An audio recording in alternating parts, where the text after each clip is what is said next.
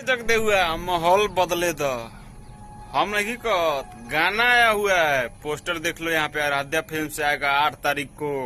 माहौल बदले द तब सब लोग को माहौल बदल दिया। उसके बाद फिर से अब ये बोल रहे हैं कि बदल जाए तो उसके बाद अपना कारोबार दिखाएंगे।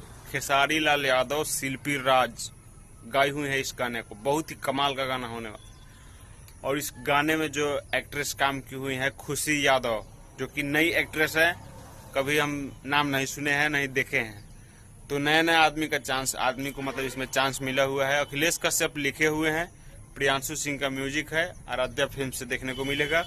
और जो महेश पांडे बताए थे बिल्कुल मतलब बकवास हो गया कि ये थी फलना चिलना का लिखा हुआ है, पारभा राजा, धनिया तेजपात, यही कुछ बोले हैं। तो उस सबको गौर नहीं करते हैं। जो बताएंगे सटीक बताएंगे जानकारी। यहाँ पे पोस्टर तुम लोग देख लिए हो, कैसा लगा कमेंट करो। चैनल पे नए आए हो यानी हैंडसम भोजपुरी पे नए हो तो सब्सक्राइब करो, शेयर करो, ठीक है।